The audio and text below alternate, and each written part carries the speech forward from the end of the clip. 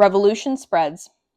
Between 1808 and 1836, almost all of Latin America became independent, except for Puerto Rico and Cuba, which were still Spanish colonies.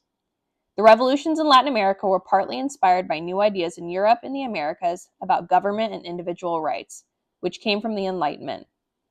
But the push for independence in Latin America was also a reaction to problems in Spain during the Napoleonic Wars. Napoleon put a new king on the Spanish throne as he tried to take over Europe. This made some leaders in the colonies want more political power and freedom from Spain. In 1812, 200 people from Spain and 60 from different colonies wrote the Constitution of Cadiz. This constitution tried to bring back the old king and promised certain freedoms for all citizens, including indigenous people in Spanish-controlled South America.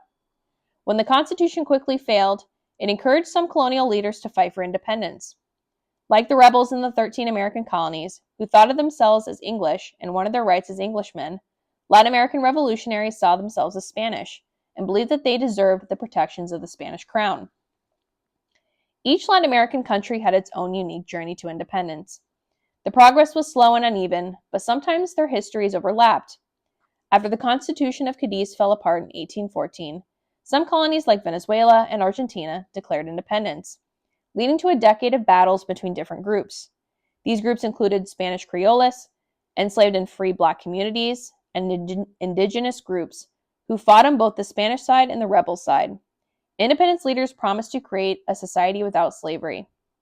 Between 1814 and 1824, rebels led by Simón Bolívar fought on what are now Venezuela, Colombia, Panama, and Ecuador. In 1821, they created the nation of Gran Colombia, writing a constitution and forming a Congress to represent a large part of South America. Gran Colombia fell apart after Simón Bolívar's death in 1830, but by the 1830s, most of Spanish-speaking South America had become republics.